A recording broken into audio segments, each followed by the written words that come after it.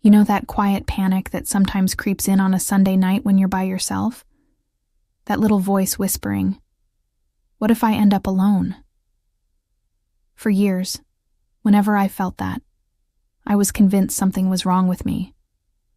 But what if I told you that fear isn't actually yours? What if it was programmed into you by thousands of years of evolution and a society that's obsessed with selling you a fairy tale? Today, we're not just talking about coping with being single.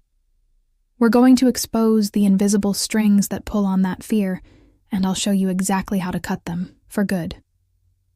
So, what's really going on here? After digging into the psychology of it all, this fear seems to be fueled by two massive forces: an evolutionary trigger and a societal trigger. Now, these aren't the only reasons people can fear being single, but they are two of the biggest culprits. First, let's talk about the evolutionary trigger. Biologically, your brain is hardwired for connection. For our ancestors, getting separated from the tribe was a death sentence. It meant you were vulnerable to predators, starvation, you name it. So, your brain developed an alarm system.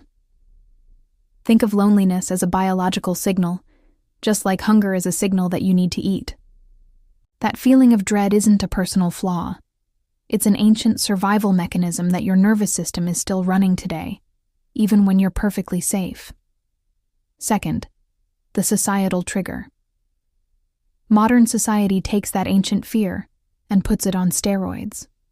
From the time we're kids, we're bombarded with movies, songs, and social media all screaming the same message. Finding the one is the ultimate goal. It's sold as the default path to a happy life. And if you're not on it, you get hit with that dreaded question at family gatherings. So, are you seeing anyone? This constant pressure, especially for women, can make you feel like you're failing or that your life hasn't really started yet. It makes us feel like we're falling behind, when really, we're just on a different and equally valid path. Okay, so if this fear is just a program, how do you uninstall it? Now that we know it's not a personal failing, but a programmed response, we can start to take our power back. Here are 3 steps you can take, starting today. First, acknowledge and detach. The next time that wave of panic hits, don't try to fight it, and don't get swept away by it.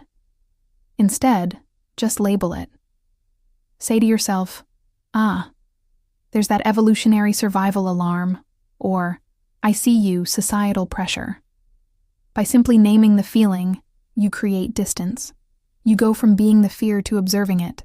This is a powerful technique from cognitive behavioral therapy, where you learn to question your automatic thoughts. You're not trying to erase the feeling.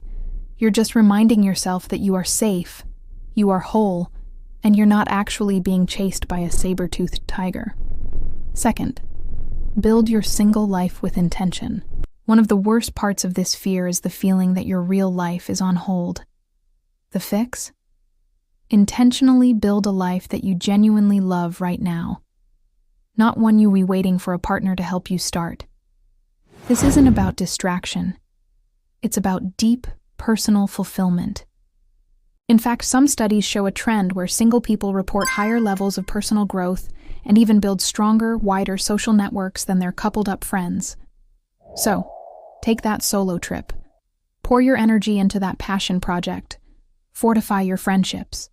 When you create a life that is rich and fulfilling on its own, a partner becomes a wonderful addition, not a desperate necessity. You stop operating from a place of scarcity and start living from a place of wholeness. Third, redefine your metrics for a successful life. Society has handed us a very narrow, one-size-fits-all scorecard for success, and a romantic partnership is almost always at the top. Your job is to rip that scorecard up and write your own. Seriously, what does a successful, meaningful life look like to you? Is it financial independence? Creative expression? Deep friendships and a sense of community? A relationship is not an achievement to be unlocked. True fulfillment comes from living a life that's aligned with your own values, not someone else's expectations. When you start measuring success on your own terms, Your relationship status becomes just one detail of your life, not the headline. If any of this is hitting home, let me know in the comments which societal pressure you felt the most. Sharing your story might be exactly what someone else needs to hear to feel less alone. And don't forget to subscribe for more insights on how to build a life you truly love, single or not. The goal here isn't to swear off relationships forever. It is about getting to a place where you want a partner, but do not need one to feel complete. That is the ultimate position of power. It's where you can build healthier, more authentic connections, because they're born from genuine desire, not a primal fear of being alone. That is true freedom.